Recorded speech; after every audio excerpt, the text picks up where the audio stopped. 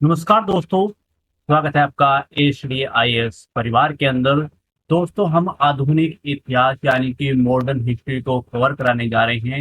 यदि आपने हमारा चैनल जो है सब्सक्राइब नहीं किया है तो चैनल को सब्सक्राइब कर लीजिए, क्योंकि हम आधुनिक इतिहास, पूरा आधुनिक इतिहास आप लोग को कवर कराएंगे।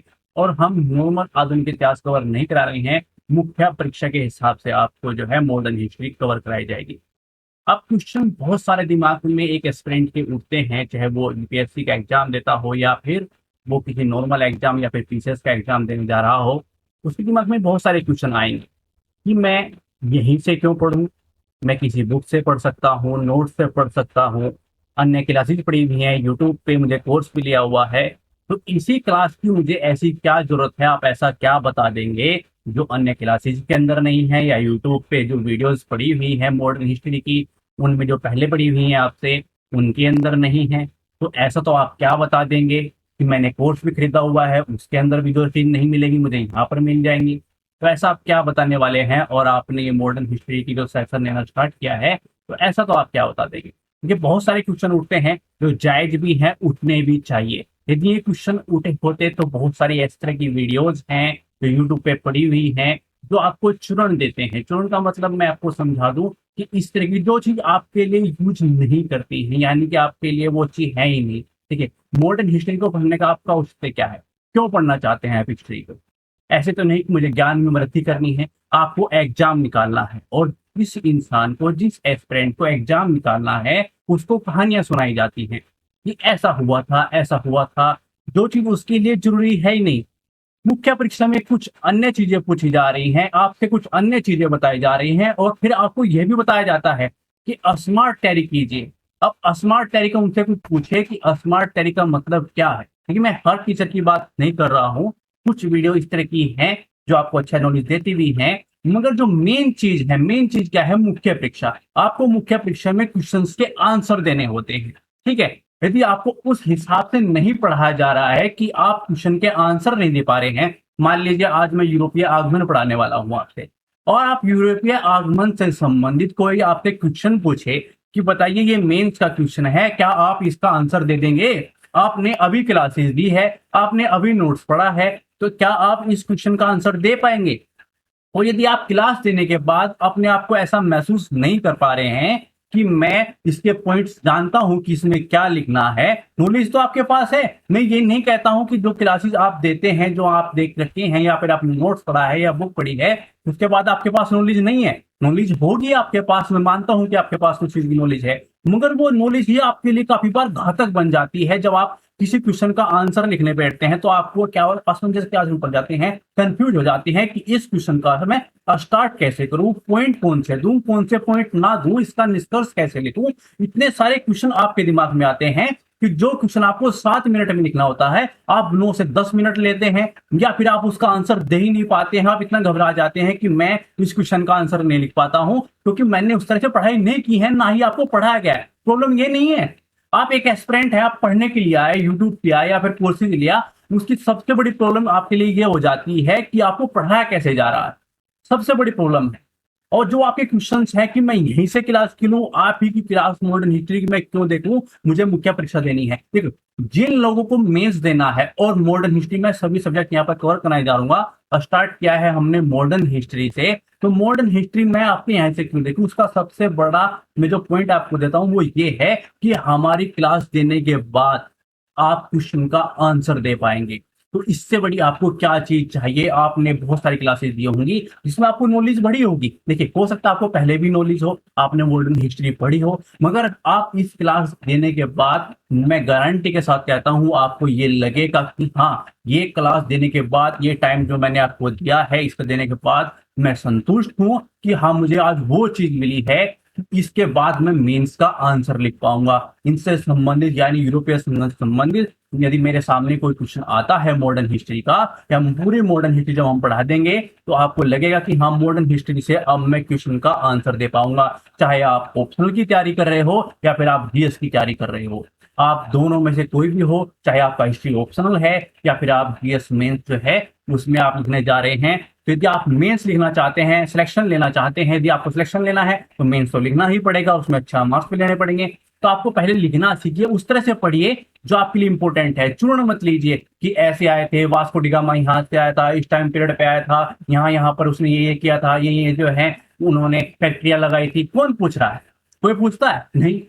देखो जिस चीज के अंदर देखो प्रीलिम्स है, प्रीलिम्स को सेपरेट चीज होती है। प्रीलिम्स को मान लीजिए मैं अलग से एक सेशन लूंगा जहां पर प्रीलिम्स के जो इंपॉर्टेंट कंसेप्ट होंगे या फैक्ट होंगे या फिर क्यूज का आपको प्रैक्टिस करानी है उसका अलग से सेशन लिया जाएगा, ठीक है। और यहाँ पर क्या है, यहाँ पर आपको मेंस की तैयारी कराई जाएगी। पॉइंट्स कैसे लिखने होते हैं, कौन से पॉइंट आपको लिखने हैं, क्या करना है, कैसे करना है, वो आपको बताया जाएगा, क्योंकि वही आपके लिए इंपॉर्टेंट है। जो चूर्ण कहानियां घुमाई जाती है ना कि ऐसे हुआ था, ये चीजें हुई थी, और कुछ कुछ अन्य चीज ली जाती है और आप कर कुछ और अन्य चीज रही है, तो यहाँ पर आपको वो चीज मिलने वाली है जो आप लोग के लिए इंपॉर्टेंट है। पहले सिलेबस देख लेते हैं। देखिए GS1 पहले तो वो इंपॉर्टेंट है जो जीएस में एग्जाम में लिखने वाले हैं मॉडर्न हिस्ट्री को। यदि आप जीएस ऑप्शनल वाले हैं तो आपको तो पता ही होगा, आप पहले जी जाके अपना सिलेबस देख लीजिए, ठीक है। और सिलेबस देखने के बाद आपको महसूस होगा कि हाँ यहाँ पर क्लास आपके लिए कितनी इंपॉर्टेंट है। देखिए इसके अंदर लिखा गया है GS1 के अंदर कि भारतीय विरासत और संस्कृति, भूगोल, विश्व और समाज का इतिहास, ये पहला पॉइंट है। यानी कि हिस्ट्री के बहुत सारे पॉइंट आपको देखने को मिलेंगे, ठीक है। 18वीं शताब्दी के मध्य से लेकर वर्तमान तक आधुनिक भारतीय इतिहास, ये देख लीजिए। यहाँ पर लिखा गया है व्यक्ति जो हैं, जो मुद्दे हैं, जो महत्वपूर्ण घटनाएं हुई हैं, ठीक है। भारतीय संस्कृति में जो साहित्य है, वास्तुकला है, कला रूप है, प्रमुख पहलुओं के शामिल किया जाएगा। तो यानी कि बहुत सारे इस तरह की चीज है। विश्व के 18वीं सदी में जो औद्योगिक क्रांति हुई है, जो उपनिवेशवाद है जिसके ऊपर पूर्ण चर्चा होती है, राजनीतिक दर्शन है, साम्यवाद, पूंजीवाद है, इस तरह की जो घटनाएं हैं जो प्रभाव इसमें शामिल हैं वो सभी आपको बताए जाएंगे जो आपके लिए इंपॉर्टेंट है। आप जीएस आप जो आपको ऑप्शनल भी है इसलिए तो भी आपके लिए बहुत इंपॉर्टेंट क्लास हो जाती है। और GS1 जो मेंस में मॉडर्न हिस्ट्री आती है, जो आपको क्वेश्चन आते हैं वो यदि आपको लिखने हैं तो ये क्लासेस आपके लिए बहुत इंपॉर्टेंट है। तो आइए स्टार्ट करते हैं। देखिए शुरुआत कहां से करेंगे, यूरोपीय आगमन से करेंगे और पूर्णतः ये मेंस के लिए है, ठीक है। यहाँ पर सिर्फ और सिर्फ मेंस पढ़ाया जाएगा। आपको कैसे क्वेश्चन आएंगे, कैसे देखे जाएंगे, वो उसमें पॉइंट्स कौन से देने होंगे, यही चीज पे हमारा फोकस होगा। ठीक है, नॉर्मल नॉर्मल से पहले सामान्य चीज देख लेते हैं।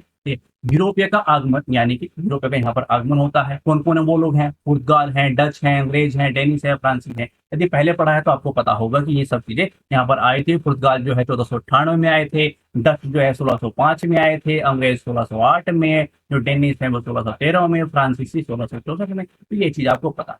शुरुआत कहाँ से करेंगे, पुर्तगाली से करेंगे क्योंकि सबसे पहले वही आए थे। तो क्या क्या देखेंगे उनके बारे में, उनका टाइम पीरियड क्या रहा 1498 से 1961। मैं ये सिर्फ सामान्य परिचय बता रहा हूँ, आपको मेंस आगे चल के पता लग जाएगा। देखिए सामान्य परिचय, ठीक है। पुर्तगालियों के आगमन के कारण पता करेंगे कि उनमें आए क्यों, यहाँ पर वो आए हैं तो कुछ तो कारण नहीं होंगे, तो वो पता करेंगे। उनके आने के बाद यहाँ पर क्या क्या चेंजेज आए, क्या क्या परिणाम हुए, ठीक है, तो वो पता करेंगे जो मेंस के लिए महत्वपूर्ण है। और हिंद महासागर में जो व्यापार और पुर्तगाली की नीतियां थी वो बहुत इंपॉर्टेंट है, उनके बारे में बात करेंगे।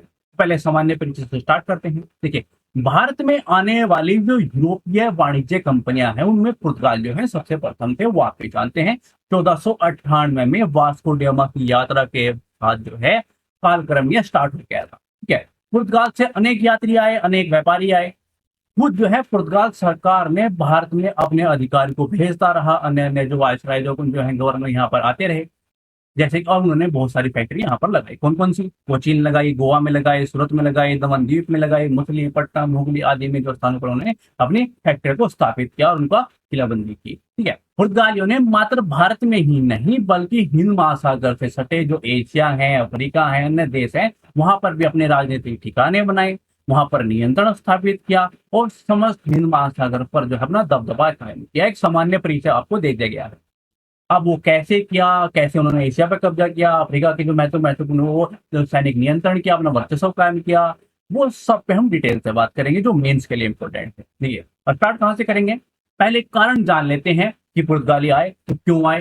कारण तो होगा ना, कोई कार्य होता है तो उसके पीछे कारण होता है, तो वो कारण क्या है, क्यों क्यों आए। देखिए आपको पॉइंट टू पॉइंट चीजें मिलेंगी तो मेंस में लिखने में आसानी रहेगी, वो हमारा औचित्य है। पहला पॉइंट देख लेते हैं, पहला क्या है कि वो क्यों आए, मुनाफे के कारण आए। मुनाफे को उनको प्रेरणा दी कि आप यहाँ पर आइए। भारत एक ऐसा देश था जहाँ के जो उष्ण कटिबंधीय उत्पाद थे, जैसे कि नील है, जो वहाँ यहाँ के मसाले थे, जो सूती वस्त्र थे, स्वराज, इस तरह के जो प्रोडक्ट थे उनके लिए यूरोप यहाँ पर आते थे, तो पुर्तगाली भी इसलिए आए। तो यूरोप में काफी मांग इसकी होती थी, ठीक है। तो ये जो काफी ऊंची कीमतों पर वहां बिकते थे, मान लीजिए यहाँ से वो 10 रुपए के उन्होंने कोई प्रोडक्ट को खरीदा, ठीक है, और 10 रुपए उनके किस चीज में लग गए, वहां पर पहुंचाने के लिए। हो गया कितना, 20 रुपए का चीज कोई हो गई, और 20 रुपए की चीज वो वहां पर 60 और 70 में बेच रहे हैं, तो कितना तगड़ा मुनाफा वो कमा रहे हैं। तो इन चीज ने वो यहाँ पर आ गई कि ये चीज तो बहुत बेहतरीन मुनाफा है, तो वहां पर हमें फैक्ट्रियां लगानी चाहिए, और ये मुनाफा, ये प्रॉफिट, ये पैसा हमें कमाना चाहिए। तो इस चीज के लिए उन्होंने प्रेरणा मिली, और यहाँ पर आगे फर्स्ट पॉइंट तो है कि हाँ, मुनाफे के लिए, प्रॉफिट के लिए, व्यापार के लिए वो यहाँ पर आए थे। दूसरा क्या, कस्तूनिया का जो है पतन हो गया था 1453 में। 1453 में क्या हुआ कि कस्तूनिया का पतन हो गया, और उस्मानिया तुर्क थे, उन्होंने वहां पर जो है नियंत्रण कर लिया। अब वहां पर नियंत्रण कर लिया, उन्होंने किया क्या कि इस मार्ग से जो यूरोपियों का आने जाने पर उन्होंने पाबंदी लगा दी। और उन दिनों जो है, यही एकमात्र ऐसा था कि जिससे होकर जो है आपको एशिया जाना है, या यूरोप के बीच, यानी एशिया और यूरोप के बीच जो है संपर्क काम कायम करने का एकमात्र जो है रास्ता था। तो बाधा यह हो गई, जो एकमात्र रास्ता पर तुर्क बैठ गए हैं, अब क्या किया जाए, व्यापार तो करना है, तो आपको क्या होंगे, अन्य रास्ते खोजेंगे। तो वो रास्ता इसलिए खोजा गया था, ये भी इसका एक कारण है कि भारत जो है उन्होंने अन्य रास्ते खोजे, और वो अन्य रास्ते खोज के जो है भारत आए। तो ये भी एक पॉइंट लिख लीजिए, ये भी एक पॉइंट हो गया। पॉइंट टू पॉइंट आपको देता चलूंगा कि आपने कारण बताने हैं, तो आप कैसे कारण बताओगे कि यहाँ पुर्तगाली क्यों आए। अब बात करते हैं अगले पॉइंट की, जो है धर्म का प्रसार, ठीक है। देखिए 1453 में पोप ने एक आदेश पत्र जारी किया था, कि जिसमें कहा गया था कि उत्तर मानसा यानी कि अंतरद्वीप से भारत के बीच जो खोजे गए जो क्षेत्र हैं, उन पर पुर्तगालियों का अधिकार है। ऐसा किसने बोला, पोप ने ऐसा बोला। और यह जो खोज है, ये ईश्वर की इच्छा है, ईश्वर चाह रहा है ऐसा, और आप ऐसा कीजिए। उन्होंने इसको अच्छा कारण बताया, और ईश्वर चाहता है कि उधर ईसाई धर्म का प्रसार हो, इसलिए तो ये क्षेत्र आपके अंडर में आते हैं, और इसलिए ये रास्ते मिले हैं, तो आप जाइए वहां पर जो है ईसाई धर्म का प्रचार कीजिए। तो पुर्तगाली कंपनी धर्म के प्रसार के लिए की इजाजत उनको मिल गई थी, वो इसलिए एक कारण क्या हो गया कि ईसाई धर्म का प्रसार करने का ना, ठीक है, पहला कारण मुनाफे के लिए आए। दूसरा, उनको मार्ग खोजना था, क्योंकि वो मार्ग जो है उन पर तुर्क बैठ गए थे, उन्होंने कुस्तुनिया पर जो है वो कब्जा कर लिया था, उनका नियंत्रण वहां पर हो गया था। तीसरा क्या है, उन्हें जब वो खोज हो गई तो उन्होंने बोला कि बस ये ईश्वर की इच्छा है, आप जाइए वहां पर ईसाई धर्म का प्रचार कीजिए। तो 3 कारण हो गए। आगे देखते हैं अगला कारण क्या है, कि पुर्तगाल के जो शासक थे उन्होंने भी बहुत महत्वपूर्ण योगदान वहां पर दिया। देखिए भारत सहित दूसरे स्थानों की खोज के लिए जो है, क्योंकि वो अकेले भारत में नहीं आए थे, एशिया, अफ्रीका, ब्राजील, बहुत सारी कंट्रियों पे उन्होंने नियंत्रण स्थापित किया था, ठीक है। पुर्तगाल के जो शासक थे उनके द्वारा उनको प्रोत्साहित किया गया, कि शासक जो है समुद्री यात्रा के लिए उन्होंने काफी वित्तीय साधन उनको जुटा के दिए, कि आप ये साधन ले लीजिए, पैसा ले लीजिए, उनको प्रोत्साहित किया गया, ठीक है। उनका मनोबल बढ़ाया गया कि आप जाइए, क्योंकि पैसा आएगा, किसको पैसा बुरा लगता है, उनको लग रहा था कि हाँ, इनको प्रोत्साहित किया जाएगा, इनको वित्तीय साधन दिए जाएंगे, तो ये अन्य ने जहां जाके वहां से मुनाफा कमा के इस कंट्री के अंदर लाएंगे, ठीक है। तो क्या हुआ, अगला पॉइंट क्या है, कि शासकों ने भी उनके इसमें योगदान दिया, उनको वित्तीय सहायता प्राप्त, को संसाधन दी, ठीक है। अगला पॉइंट हम क्या दे सकते हैं, ये वैज्ञानिक आविष्कारों का प्रभाव भी रहा। कैसे, 15वीं 16वीं शताब्दी के यूरोप में जो है पुनर्जागरण का टाइम पीरियड उस टाइम चल रहा था, ठीक है। उसका परिणाम क्या हुआ, उसका परिणाम हुआ कि लोग बाग जो है, जो धर्म में अटके हुए थे, हर चीज जो धर्म से जोड़ के देखते थे, अब वो वहां से हटने लगे थे। और वहां से हटने के बाद क्या हुआ, कि उन्होंने अन्य जगह पर दिमाग लगाया, क्योंकि ये तो चलता है ना, और जिसका ये चलता है वो कहीं ना कहीं तो यूज होगा। पहले वो धर्म के अंदर लगा हुआ था, और वहां से वो हट के किसी अन्य चीज पे लगा, तो क्या हुआ, जिन चीजों की आवश्यकता हमें पड़ रही थी, जिनकी हमें पैसे की जरूरत हमें पड़ने लगी, उनकी भौतिकवाद फैलने लगा, तो क्या हुआ, पूंजीवाद चलने लगा। तो उसके वजह से क्या हुआ, चीजें आविष्कार होने लगी। तो किस चीज की जरूरत पड़ेगी, तो उसका आविष्कार होगा। तो किस चीज का, एस्ट्रोलैब का आविष्कार हुआ, किस चीज का, अक्षांश देशांतर मापक का, त्रिकोण पाल का आविष्कार हुआ, ठीक है। समुद्री कंपास जिससे हमें दिशा बताती है, उसका आविष्कार हुआ, बंदूक, तोपें बनी, ठीक है। तो इनकी खोज के कारण क्या हुआ, आवागमन में काफी सुविधाएं बढ़ गई, और जोखिम क्या हुआ, जोखिम कम हो गया, क्योंकि सुविधाएं बढ़ेंगी तो जोखिम कम हो जाएगा, कि आप दिशा ना भटक जाए, आप जाना कहीं और चाह रहे हैं, पहुंच कहीं और गए हैं, तो ऐसा कम हो गया, भटकना कम होगा, क्योंकि आपके पास कंपास है, त्रिकोणपाल है, बहुत सारी इस तरह की सुविधाएं हैं कि आप जो कोई प्रॉब्लम हो, जिससे आप बंदूक और तोपों के साथ जो है जूझ भी सकते हैं। अपनी प्रतिरक्षा प्रणाली मजबूत हो गई। ठीक है, जिसने क्या हुआ कि नाविकों को दूर समुद्र उतरने के लिए उसको प्रेरणा दी कि हमारे पास इस तरह की सुविधाएं हैं, अब ये काम हम कर सकते हैं। तो कारण हमें मिल गए। कारण कौन कौन से मिले? फर्स्ट कारण मिला कि उन्होंने मुनाफे की प्रेरणा मिली। प्रस्तुति ने पर जो है टिप्पू का कब्जा हो गया था, इसलिए क्या हुआ, उन्होंने नए मार्ग खोजने पड़े। तो ये भी एक पॉइंट हो गया। तीसरा पॉइंट, जब वो मार्ग खुद गए तो उन्होंने बोला कि बस ये ईश्वर की इच्छा है, आप जाइए वहां पर जो है पैसा कमा के लाइए, आप ही जो है वहां पर जो है धर्म प्रसार कीजिए, धर्म का प्रसार कीजिए। जो पोप ने वहां पर बोला तो उनको जो है धर्म की भी इजाजत मिल गई। तो उन्होंने तीसरा पॉइंट क्या हो गया, धर्म हो गया। चौथा पॉइंट उनको प्रेरणा क्या मिली कि शासकों ने भी योगदान दिया, वित्तीय साधन दिए। ठीक है, तो वहां पर जाइए, तो ये कारण रहा। तीसरा, उस टाइम पर धर्म से हट के अन्य चीजों में दिमाग नहीं लगा, तो आविष्कार हुए जिन चीजों की जरूरत थी, चाहे वो त्रिकोण पाल हो, चाहे वो समुद्री कंपास हो, बंदूक हो, तोपे हो, इनका आविष्कार हुआ। ठीक है, इनकी तकनीकी बढ़ी, तो इससे क्या है, सुविधाएं बढ़ी, प्रतिरक्षा प्रणाली बढ़ी। ठीक है, तो ये चीज होने के बाद ये सब कारण में आप लिख सकते हैं। अब वो यहाँ पर आ चुके हैं। हमने पॉइंट क्या लिया कि वो पहले उनका सामान्य परिचय बताया, उनके कारण पता लग गए आपको कि वो किस कारण से यहाँ पर आए। 3-4 पॉइंट जो आपको 5 पॉइंट मिल गए हैं, ये कारण में आप लिख सकते हैं। आगे क्या बताएंगे कि ठीक है पुर्तगाली यहाँ पर आ गए, तो आने के बाद परिणाम क्या हुआ। देखिए मेंस के पॉइंट व्यू से सोचोगे, मेंस के पॉइंट व्यू से चलोगे तो आपको पता चल जाएगा कि हमें किन किन चीजों पर ध्यान देना है। अब यहाँ पर वो आए हैं तो कुछ तो परिणाम हुए होंगे, कुछ तो चेंजेस हुए होंगे। ठीक है, कोई शक्ति कहीं पर पहुंचेगी तो कुछ तो चेंजेस करेगी। तो क्या चेंजेस हुए, क्या परिणाम हुए, पहले वो भी पॉइंट टू पॉइंट देखते चलेंगे। पहला पॉइंट क्या है, राजनीतिक परिणाम है। देखिए पुर्तगालियों के आने से हिंद महासागर में व्यापार और राजनीतिकरण हो गया, क्योंकि उन्होंने पूर्णतः वर्चस्व कर लिया, सेना नियंत्रण किया। ठीक है, उन्होंने हिंद महासागर में तटवर्ती देश जो थे, आसपास का जो क्षेत्र था, अफ्रीका और आसिया जो है एशिया के आसपास का जो महत्वपूर्ण ठिकाने थे, उन पे क्या हुआ, राजनीतिक सैन्य नियंत्रण स्थापित करना स्टार्ट कर दिया और सैन्य जो है वहां पर नियंत्रण स्थापित कर लिया। उपनिवेशवाद और साम्राज्यवाद की उन्होंने स्थापना की और उसका प्रसार कर दिया कि हाँ यहाँ पर हमारा वर्चस्व है। तो पहला चेंजेस क्या हुआ, जो ऐसे ही पड़ा हुआ था वहां पर कोई भी व्यापार आ जा सकता था, उन्होंने वहां पर अपना वर्चस्व कायम किया। उन्होंने देखा कि ये इंपोर्टेंट ठिकाने हैं जिससे हम वर्चस्व कायम कर सकते हैं। एशिया और अफ्रीका को लेकर उन्होंने क्या किया, वहां पर राजनीतिकरण कर दिया और अपना सैन्य जो है नियंत्रण स्थापित कर लिया हिंद महासागर के ऊपर। तो पहला परिणाम क्या हुआ, राजनीतिक चेंजेस आए। ठीक है, पहला परिणाम। अगले चेंजेस के बारे में हम देखेंगे कि आर्थिक चेंजेस क्या हुए, यानी कि यदि पुर्तगाल यहाँ पर आए तो आर्थिक परिणाम क्या क्या हुए, उनमें क्या चेंजेस आए। देखिए उनमें क्या चेंजेस आए कि पुर्तगाली अमेरिका तथा दूसरे स्थानों से भारत के अंदर नए फसल जैसे कि आलू हैं, टमाटर हैं, अनाज हैं, अमरूद हैं, मक्का आदि ये लेकर आए। तो इससे क्या हुआ कि भारत में भारतीय कृषि में विविधीकरण आया, जो चीजें यहाँ पर नहीं होती थी, अन्य फसल भी यहाँ पर आ गई। तो इससे क्या हुआ कि भारत में फसलों के उत्पादन को बढ़ावा मिला और पुर्तगालियों के आगमन से भारत का जुड़ाव जो है अंतरराष्ट्रीय व्यापार से हो गया। यानी कि हम व्यापार कहाँ पर करते थे, जो हिंद महासागर है उसके जो तटवर्ती इलाके हैं उनके से हम जो है व्यापार करते थे। मगर अब हम व्यापार कहाँ पर करने लगे, जो अटलांटिक है, जो प्रशांत महासागर से जुड़े जो क्षेत्र हैं, जो कंट्री हैं, उनसे भी हमारा जो व्यापार वो हो गया। तो अगला चेंजेस क्या आया, आर्थिक परिणाम में चेंजेस आया। पहला परिणाम राजनीतिक परिणाम के रूप में देखेंगे, दूसरा आर्थिक परिणाम के रूप में देखेंगे, और अन्य परिणाम हम क्या देख सकते हैं, सामाजिक सांस्कृतिक परिणाम के रूप में। देखिए भारत में यूरोपीय के सामाजिक का सांस्कृतिक व्यवहारों का प्रवेश हुआ। कैसे, जो है पुर्तगालियों ने आधुनिक प्रिंटिंग प्रेस यहाँ पर लाया, पाश्चात्य कला आदि के लिए यहाँ पर प्रवेश कराया। यानी कि हमने क्या क्या चेंजेस किए, प्रिंटिंग प्रेस आ गया। ठीक है, तो वो उसमें चेंजिंग लेके आया। पाश्चात्य कला आया तो वो वहां पर प्रवेश हुआ, तो उसने कुछ चेंजेस किए। अनेक पुर्तगालियों ने भारतीय महिलाओं से विवाह किया, जिससे क्या हुआ कि सामाजिक स्वभाव को बढ़ावा मिला, जो आज भी गोवा जैसे स्थानों पे आपको दिखाई पड़ेगा। ठीक है, आधुनिक काल में जो है सर्वप्रथम पुर्तगालियों ने ही ईसाई धर्म का प्रचार प्रसार किया।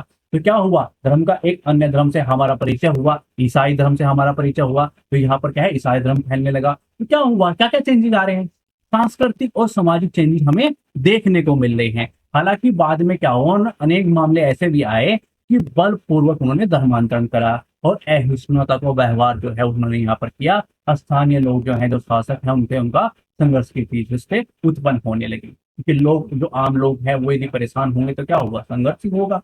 तो क्या क्या चेंजेस हम देख सकते हैं, राजनीतिक चेंजेस आए, आर्थिक चेंजेस आए और सामाजिक और सांस्कृतिक चेंजेस आए।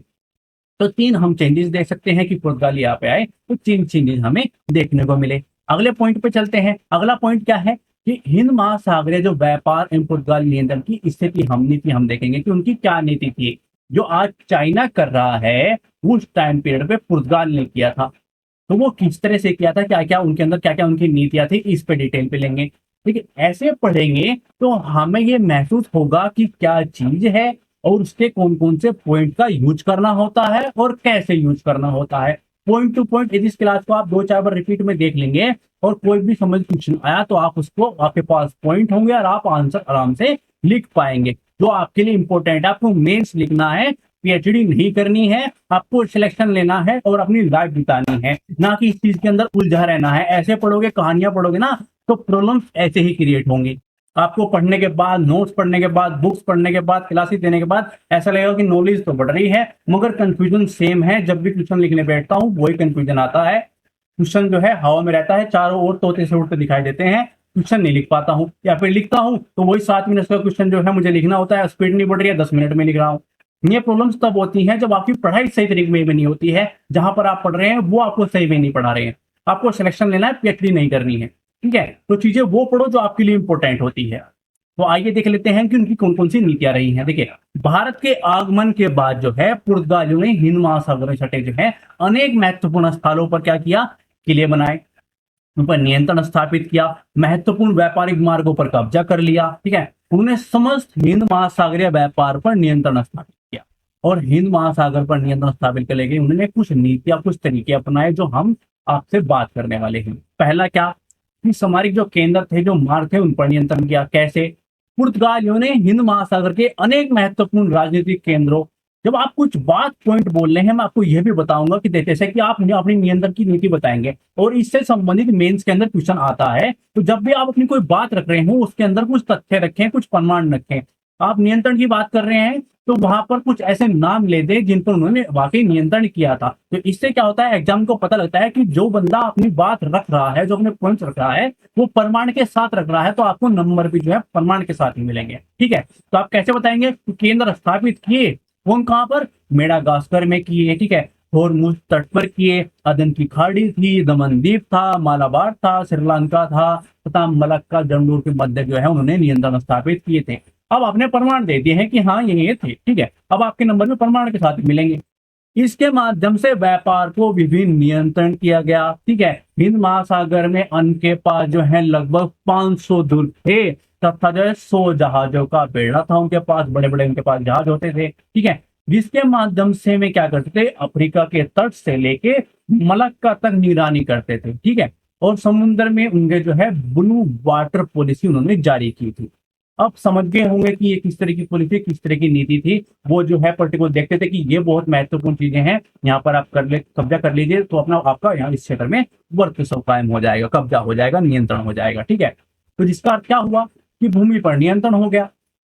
अब अगली नीति क्या थी उनकी, इसको हम कार्टेज व करतार के नाम से आपने वसा सुनी होगी। वो क्या था, परमिट देना होता था। कैसे, जो पुर्तगाली थे वो स्वयं को क्या मानते थे, स्वामी मानते थे समुद्र का, जो एरिया था हिंद महासागर के, मैं यहाँ का स्वामी हूँ और हिंद महासागर में व्यापार करने के लिए आपको हमसे परमिट लेना पड़ेगा, और वो परमिट जारी करते थे। इसके लिए उन्होंने क्या किया, उन्होंने जो है गोवा में अपना केंद्र स्थापित किया था और समुद्री व्यापारिक जहाजों को शुल्क देकर परमिट खरीदना होता था। क्या होता था कि यदि आपको वहां से व्यापार करना है और अपना जहाज लेके जाना है तो आपको हमको पैसा देना होगा और हम आपको परमिट देंगे कि हाँ हाँ आप अपना जहाज यहाँ से लेके जा सकते हैं। और यदि आपने परमिट नहीं लिया है तो हम किसी भी बहाने से, वहां चेकिंग के बहाने से, किसी बहाने से क्या करेंगे, आपके जहाज पकड़ेंगे, उस पर कब्जा करेंगे।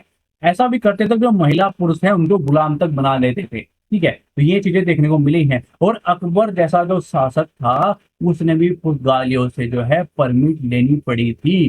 तो आप उनकी शक्ति का अंदाजा लगा सकते हैं कि हिंद महासागर पे जो क्षेत्र था वहां पर उनका किस तरह का नियंत्रण था, किस तरह का कब्जा था, किस तरह की वहां पर वो शक्ति थी, क्योंकि अकबर जैसे शासक थे उनसे परमिट लेना पड़ रहा है। तो आप चीजों को समझ चुके होंगे कि परमिट क्या था। आगे बात करते हैं कि उनकी काफिला व्यवस्था थी, वो क्या थी। 15वीं-16वीं शताब्दी में हिंद महासागरीय जो है व्यापार में एक बड़ी बाधा समुद्री डकैती थी, यानी कि वहां पर जो है अपना सामान ले जा रहे हैं तो उन पर लूटपाट हो जाती थी। उससे बचने के लिए जो है उन्होंने क्या करते थे कि वो जो है काफिला व्यवस्था उन्होंने कायम की। कैसी काफिला व्यवस्था, आपने यदि अपना सामान ले जाना है और आपका क्या हो रहा है, बार बार आपसे लूट हो रही है, तो आप क्या करेंगे, कुछ पैसा देंगे, किसको, पुर्तगाल को पैसा देंगे। तो वो क्या करते थे, मान लीजिए 15 जहाज हैं आपके, और जो कुछ व्यापारी आए उनके जो है कुल मिला के 5 व्यापारी हैं, उनके 15 जहाज हैं, उनको वहां पर ले जाना है। उनको पता है कि आपकी डकैती हो जाएगी, सामान चोरी हो जाएगा। तो काफिला व्यवस्था क्या थी, जो बेड़े थे, बड़े बड़े जहाज होते थे पुर्तगाल के, तो वो क्या करते थे, एक दो जहाज पीछे लगाते थे, एक दो जहाज जो है आगे लगाते थे, और जो 15 जहाज है व्यापारियों के उनको बीच में रखते थे और साथ में काफिले के साथ चलते थे। और इस चीज का वो पैसा लेते थे उन व्यापारियों से कि हम आपको जो है सुरक्षा प्रोवाइड करा रहे हैं, काफिले में लेके जा रहे हैं, तो आप हमें इस चीज का पैसा दीजिए। तो ये उनकी काफिला व्यवस्था थी। अब आप क्या समझ चुके हैं, काफिला व्यवस्था समझ चुके हैं, उनकी कार्टेज व्यवस्था समझ चुके हैं, वो किस तरह की नीति अपनाए थे, तो कैसे उन्होंने वर्चस्व कायम किया, कौन कौन सी नीतियां अपनाई, ठीक है, वो पैसा कैसे लेते थे, ठीक है। तो ये चीजें आप समझ चुके हैं, प्रमाण के साथ चीजें बोल ली है, और पॉइंट टू पॉइंट चीजें हो गई, ठीक है, समझ में आ गई। अब आगे बात करते हैं कि जो इस तरह की व्यवस्था अपनाई थी उन्होंने पुर्तगालियों ने, तो ऐसी सफलता मिलने के कारण क्या है। अब दिमाग में क्वेश्चन तो उठेगा, और ये क्वेश्चन एग्जामिनर के दिमाग में भी उठता है, तो वो कैसे भी क्वेश्चन पूछ सकता है कि उनके क्या ऐसे कौन से कारण है कि हिंद महासागर में या फिर समुद्र के ऊपर उनको, या फिर जो भारत के अंदर उनको इस तरह की सफलता मिली, उसके पीछे क्या कारण है। कैसे भी क्वेश्चन क्रिएट करके पूछता है, आपके पास कारण होने चाहिए, आपके पास पूरी पॉइंट टू पॉइंट चीजें होनी चाहिए। तो आगे बढ़ते हैं, सफलता के कारण देख लेते हैं। देखिए, भारत सहित हिंद महासागर में नियंत्रण स्थापित करने के लिए पुर्तगाल की सफलता के पीछे कुछ महत्वपूर्ण कारक थे, उनकी हम बात करने वाले हैं। पहला पॉइंट क्या लेंगे, नौसैनिक जो है तकनीकी और प्रौद्योगिकी श्रेष्ठता। क्या पुर्तगालियों की जो नौसेना थी उनकी शक्ति किसी भी एशियाई और अफ्रीका देश से श्रेष्ठ थी। चीजों को ध्यान में रखना कि जब हम बात करेंगे अंग्रेजों की, जब हम बात करेंगे फ्रांस की, जब हम बात करेंगे डच की, तो वो कंपेयर हम उन लोगों से करेंगे। अभी हम किनसे कर रहे हैं, एशिया और अफ्रीका से। तो एशिया अफ्रीका के पास जो है उस तरह की नैविक शक्ति नहीं थी, किसके जैसी पुर्तगाल के पास थी, ठीक है। समुद्र में उनका जो है मुकाबला नहीं कर सकते थे, त्रिकोण लगे होते थे उनके पास, जो है जहाज थे, उनके बेहतर तोपे थे, उनके पास बंदूकें थे, यहाँ पर तलवारें ले रहे हैं, उनके पास क्या है, उनके पास तोपे हैं, बंदूकें हैं, ठीक है। तो युद्ध के समय हमेशा उनकी जो है जीत होती थी। पहला पॉइंट क्या है, उनके पास नौसैनिक शक्ति जो है अच्छी थी, प्रौद्योगिकी शक्ति जो है श्रेष्ठ थी। किनसे, एशिया और अफ्रीका देशों से। कूटनीति का बेहतर प्रयोग करते थे। कैसे करते थे, जो पुर्तगाली थे वो काफी कुशल कूटनीति के थे। उनको उनसे परिचय कहाँ पर दिया, जो स्थानीय शक्तियां थी, सबसे पहले उन्होंने पहचाना था कि यहाँ पर क्या चल रहा है, और जो चल रहा है उसको उनको एकत्रित किया, आपकी जो संघर्ष है उसका फायदा उठाया, आपस में उनको लड़वाया, और लड़ाई का फायदा उठाया। वो क्या देखते थे, इसके और उसके बीच में लड़ाई चल रही है तो एक का साथ दे दो, पहले उसको पीट दो, फिर वो कमजोर हो जाएगा, फिर उसको पीट दो, नियंत्रण आपका। तो ये चीज तकनीकी अपनाई। मगर ऐसे आप एग्जाम में नहीं लिख सकते, कुछ ना कुछ तो प्रमाण देने पड़ेंगे, सर आपने बोला है तो प्रमाण देते हैं। उन्होंने कहां पर ये चीज की, देखिए, कोचीन और विजयनगर के शासकों से मित्रता की, और किसको पीटा, बहमनियों को पीटा, उनके खिलाफ जो है विजयनगर का समर्थन किया, विजयनगर को उनसे पिटवाया, ठीक है, और वहां पर अपना जो है वर्चस्व कायम कर लिया, उनका साथ दिया कि हाँ हमें भी आप यहाँ पर व्यापार करने दो, तो उन्होंने करने दिया। तो इसी प्रकार जो है कोचीन और कात की कट के बीच जो है संघर्ष को बढ़ावा दिया, और फिर वहां पर इस तरह की कार्रवाई की। तो वो कूटनीति का इस्तेमाल भी करते थे। तो एक पॉइंट ये हो गया कि इसके कारण भी, ये भी एक कारण है कि उनकी सफलता की, वो चीजों को पहचान गए कि यहाँ पर आपको क्या करना है। अगला पॉइंट क्या है, कि घोड़ों के व्यापार पर एकाधिकार किया। अब यहाँ पर अरब में और अफ्रीका में क्या चलता था, जब आपस में युद्ध होते थे, बहुत सारे काम होते थे, वो उनका स्पेशल वाहन क्या था, घोड़े, घोड़ों का यूज करना है, और उन पे उनको एकाधिकार कर लिया। भारतीय शासकों को अपनी सेना के लिए सबसे ज्यादा जरूरत किस चीज की थी, जो अरब हैं, जो पश्चिमी एशिया है, वहां से उनको में घोड़े आयात करते थे, ठीक है। अब आवश्यकता उनको घोड़ों की थी, तो इसको देखते हुए पुर्तगालियों ने इसको देख लिया, तो उन्होंने क्या किया, घोड़ों के व्यापार पर एकाधिकार अधिकार वापस कर लिया कि हाँ अब हमारा वर्चस्व इस चीज के ऊपर है। अब वो क्या करते थे, उनके मित्र थे, उनकी वो सहायक करते थे, उनको घोड़े पहुंचा देते थे, जो उनके खिलाफ थे उनको नहीं पहुंचा देते। तो बेचारों को परेशान होकर क्या करना, उनके साथ मिलना पड़ता था। अब पॉइंट हमने ये देख लिए कि उनको सफलता क्यों मिली, वो आए क्यों, यहाँ परिणाम चेंजेस क्या हुए। अब ये भी देख लेते हैं कि उनका पिछड़ने के कारण क्या रहे। देखिए, प्रारंभ में लगभग 100 से 150 वर्षों के पुर्तगाली हिंद महासागर में एक बड़ी शक्ति बनकर जो है, लेकिन बाद में वो डचों और अंग्रेजों के बाद जो है पिछड़ गए थे। तो उसके कुछ तो कारण नहीं होंगे, तो उन्हीं कारण के ऊपर हमें ध्यान देना है, ठीक है, क्योंकि चीजों को पॉइंट टू पॉइंट देखेंगे तो लिखने में आसानी होगी। ठीक है, डचों तथा अंग्रेजों के मुकाबले में पुर्तगाली की नौसैनिक शक्ति पिछड़ी हुई थी। मैंने बताया कि एशिया और अफ्रीका से तो अच्छी थी, मगर डचों और अंग्रेजों से अच्छी नहीं थी। तो मुकाबला किससे था, अंग्रेजों और डचों से था, ठीक है। तो उनसे मुकाबला था तो वहां पर हार गए, यहाँ पर पिछड़ गए। संसाधन को सीमित होना जो है, जनसंख्या की कमी होना, यह भी एक कारण रहा। पुर्तगालियों द्वारा भारत में धार्मिक कट्टरता, जैसे कि बता रहा हूँ, बलपूर्वक जो है धर्म परिवर्तन करवाने लगे थे। ठीक है, तो इससे क्या हुआ, अशुद्धता फैली, लोग बाग जो है उनसे संघर्ष करने पड़ गए, उनसे परेशान हो गए। तो ये भी एक कारण रहा। भ्रष्टाचार थी, लूटमार करते थे, एक वर्चस्व कायम किया था, जिसको चाहे लूट लिया, जिसको चाहे गुलाम बना लिया, तो ये भी एक कारण रहा।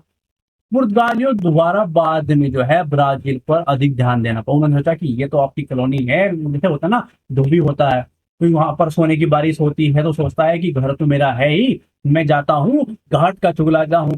तो वो घाट पे गया तो घाट पे किसी और ने ले लिया था, वो घर पर गया तो घर पे पड़ोसियों ने चुग लिया। तो वो बोलते हैं ना कि धोबी जो है वहां का रहा ना वहां का, तो है, तो इस तरह के वर्ड यूज करते हैं। तो ऐसा कर सकते हैं कि वो ब्राजील चले गए, यहाँ पर ध्यान नहीं दिया, तो भारत भी हाथ से निकल गया। तो ये पॉइंट्स आप इस्तेमाल कर सकते हैं। ठीक है, आगे बढ़ते हैं। अब बात करते हैं जो है यूरोपीय की, इसकी डच की बात करते हैं। डच कौन थे, होलैंड के निवासी थे, जिनको आप नीदरलैंड वासी हम मानते हैं। ठीक है, कंपनी की स्थापना कब की, 1602 में। भारत का आगमन कब हुआ, 1605 में। ये फैक्ट है जिनकी हमें इस वीडियो में और मेंस के लिए जरूरत नहीं है।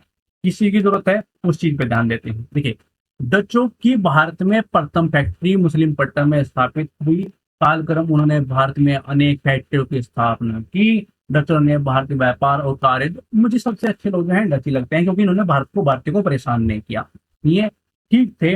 अंग्रेजों, फ्रांसियों, या फिर हम बात करें पुर्तगाली की, उनमें सबसे अच्छे मेरे को डच ही लगते हैं, क्योंकि उन्होंने भारतीय को परेशान नहीं किया था। उनसे वो जो चीज थी वो करते थे। ठीक है, भारत में जो है उनका व्यवहार और कार्य यूरोपीय कंपनियों से अलग था। भारत में उनकी जो भूमिका थी वो सकारात्मक थी, जैसा कि मैंने आपको बताया। ठीक है, डच मूल रूप से जो है आयात निर्यात में, मतलब हमें क्या करना है, हमें आयात निर्यात करना है, फालतू दिमाग खराब मत करो। ठीक है, भारत में वो सूती वस्त्र, रेशमी वस्त्र, नील, अफीम, सोरा, चीनी, मसाले, जो भी यहाँ पर मिलता था उसका वो क्या करते थे, निर्यात करते थे। वहां से क्या लेके आते थे, सोना चांदी पारा, उसका वो आयात करते थे। इस तरह वो व्यापार का फायदा कमाते थे। ठीक है, डच जो है विभिन्न स्थानों से वस्तुएं खरीद कर क्या करते थे, फैक्ट्री में शामिल कर देते हैं। वैसे तो नहीं कि वहां से निर्यात कर दिया, ऐसे निर्यात कर दिया, चीजों को समेटेंगे एक जगह पर लेके आएंगे, वहां से वो निर्यात करेंगे। तो इस चीज का वो यूज करते थे। बताते हैं कि यहाँ पर उन्होंने बहुत बड़े स्तर पे रोजगार भी दिया। कासिम बाजार में डच केंद्र पर 3000 स्थानीय मजदूर कार्य करते थे। ठीक है, और सूचना प्राप्त हुई थी इस चीज की कि उन्हें उचित प्राथमिक भी देते थे। ऐसा नहीं करते थे कि उनसे कार्य करा लिया, उनसे पैसा नहीं दिया, फिर आधा अधूरा पैसा दे दिया, जैसे वो अन्य लोगों ने किया, मारपीट की, यहाँ पर लोगों को परेशान किया। ये लोग ऐसा नहीं करते थे, भुगतान भी करते थे। और जो शिल्प थे यहाँ पर, उनको अंग्रेजी जैसी धोखाबाजी उन्होंने नहीं की, उनको भी वो अच्छा पैसा देते, उनके हिसाब से उनको पैसा दे देते। ठीक है, डचों ने जो है स्थानीय शिल्पों, व्यापारियों आदि को भी जो है अच्छा खासा लाभ उनको प्राप्त हुआ था। आगे बात करते हैं। अब जब वो इतने अच्छे थे तो ऐसे क्या कारण है कि वो पिछड़ गए। उनका कारण कुछ ऐसे हो सकते हैं जिनको हमें देखना है, क्योंकि हमें चीजें लेनी है, हमें तो मीन्स देना है, तो हमें पॉइंट टू पॉइंट चीजें ले लेनी है। देखिए, प्रारंभिक वर्षों में डच भारत में सफल हुए, क्योंकि वो व्यापार के सिस्टम से थे। ठीक है, बाद में से क्या कारण है, डच जब भारत में आए थे तो नौसैनिक शक्ति उनकी मजबूत थी, क्योंकि मुकाबला किससे था, पुर्तगालियों से। बाद में कौन आ गए, बाद में आ गए अंग्रेज। तो क्या हुआ कि समुद्री व्यापार में जो अग्रणी थे, लेकिन अंग्रेजों के आने के बाद क्या हुआ कि नौसैनिक शक्ति में उनके जो है कमजोर पड़ गए, क्योंकि अंग्रेज से उनकी नौसेना अच्छी नहीं थी, पुर्तगालियों से अच्छी थी। कंपेरिजन जो है चलता रहता है। 1759 में बेडारा में युद्ध में अंग्रेजों ने बुरी तरह से इनको पराजित कर दिया, तो वहां पर ये कमजोर हो गए, आर्थिक स्थिति भी कमजोर हुई। तो अब क्या हुआ, डच मुख्यतः आयात और निर्यात पर जो प्रधान थे, अब मान लीजिए 80% पर इनका कब्जा है या 70% पर इनका जो है कब्जा है। अब क्या हुआ, यहाँ पर अंग्रेज आ गए, इन्होंने इनको हरा दिया, इनको कमजोर कर दिया। जो पहले वो था वो 30% रह गया, तो आर्थिक स्थिति कमजोर हो गई, व्यापार का सिस्टम कमजोर हो गया, ये चीजों में पिछड़ते चले गए। उनका व्यापार जो है वो सिमटना स्टार्ट होगा और ये कमजोर होते स्टार्ट हो गया। डच जो है अत्यधिक खर्चालू लोग भी थे, यानी कि जो एक तो व्यापार सिमट गया है, बहुत कम स्तर तक रह गया है, उसके बाद भी आप इतना खर्चा कर रहे हैं, तो वित्त वो नहीं बचा पाए और इससे क्या वो पिछड़ते चले गए। तो यहाँ से हमें डचों की स्थिति देखी। अब बात करते हैं मेन चीज की, जिन पर हम बड़े स्तर तक लगातार 1947 तक बात करेंगे, अंग्रेजों की, ईस्ट इंडिया कंपनी की। इसकी स्थापना कब हुई, 1600 में। भारत में आगमन कब हुआ, 1608 में, जहांगीर के शासन के टाइम पीरियड। और सूरत में इनकी पहली बार कंपनी जो है बनी है। ये पॉइंट जो है हम अगले सेशन में बात करेंगे, जिसमें मैं आपको प्रीलिम्स के कंसेप्ट, फैक्ट और क्यूज की आपकी प्रैक्टिस कराऊंगा। ठीक है, वो अलग चीज है, हम यहाँ पर प्रॉपर मेन पे फोकस करेंगे। ईस्ट इंडिया कंपनी का प्रारंभिक उद्देश्य व्यापार से था। लाभ प्राप्त करना है तो क्या करेंगे, आयात निर्यात करेंगे। आयात क्या करते थे, सोना चांदी शराब तेल इन चीजों का आयात करते थे। और निर्यात किस चीज का करते थे, यहाँ पर सूती वस्त्र जो है, रेशमी वस्त्र, नील, अफीम और सोना, इस चीज का यहाँ से निर्यात होता था। और आयात जो है सोना चांदी और शराब तेल का होता था। तो इस प्रक्रिया में अंग्रेजों को भारी लाभ प्राप्त हुआ और खुद को मजबूत स्थिति कर, आपके पास पैसा आएगा तो आप मजबूत हो जाओगे ना, तो उन्होंने पहले खूब पैसा कमाया। उन्होंने भारत में अपनी फैक्ट्रियों की किलाबंदी की, जिसमें उनको बाद में बेनिफिट भी देखने को मिला, क्योंकि उन्होंने अपनी चीजों की किलाबंदी कर ली थी अपनी फैक्ट्रियों की। तो ये चीज आप देखने को मिलेंगे कि पहले उन्होंने क्या किया, पहले टाइम पीरियड के दौरान जब तक यहाँ पर अंग्रेजी प्रशासन रहा, तो वो इतने राजनीतिक क्षेत्र में नहीं घुसे। पहले उन्होंने खूब पैसा कमाया, क्योंकि अपना वर्चस्व कायम कर दिया था, पुर्तगालियों को समेट दिया, डचों को समेट दिया, बचे कौन, अंग्रेज। तो एक बड़े उस पर कब्जा करके इन्होंने खूब पैसा कमाया। अब बात करते हैं कि अंग्रेजी राज की स्थापना में विस्तार। अब वो कैसे हुआ, आप टाइम पीरियड दो हिस्सों में बांट लीजिए। पहला टाइम पीरियड क्या है, जब वो आए 1608 में और 1707 तक। यहाँ पर क्या था, मुगल जो है केंद्रीय शक्ति थी, ठीक है, महान मुगल सत्ता थी, यानी कि एक बड़ी शक्ति थी जिससे वो टकरा नहीं सकते थे, सीधा जो है टकराव वो झेल नहीं सकते थे, उसको अफोर्ड नहीं कर सकते। तब यहाँ पर एक केंद्रीय शक्ति थी, यानी कि पूरा देश एक साथ मिलकर साथ चलता था, क्योंकि यहाँ पर एक सत्ता थी, केंद्रीय सत्ता थी। अब आते आते क्या हुआ, जब औरंगजेब की मृत्यु हो जाती है तो छोटे मोटे जो है क्षेत्र उत्पन्न होने लग जाते हैं, यानी कि अन्य जो क्षेत्र क्षेत्रीय शक्तियां हैं वो उत्पन्न होने लगे, अराजकता फैलने लगती है। यानी 18वीं शताब्दी के आते आते क्या हुआ, 18वीं शताब्दी के अंदर क्या हुआ, एक ऐसी स्थिति पैदा हो जाती है कि अंग्रेजों को लगता है कि अब हम कब्जा कर सकते हैं, क्योंकि एक कोई केंद्रीय शक्ति नहीं है, कोई बड़ी शक्ति नहीं है जो हमसे टकरा सकती है। छोटर मोटर शक्तियां हैं जिनको हम हैंडल कर लेंगे, ये आपस में भी संघर्ष में लिए हुए हैं, ये आपस में ही लड़ रहे हैं, तो ये हमारे लिए प्रॉब्लम नहीं क्रिएट कर सकते। ठीक है, तो ये चीज देखी। अब आगे चलते हैं। अब ये चीज जो है आंसर में नहीं लिख सकते हैं, ये होगी एक कहानी।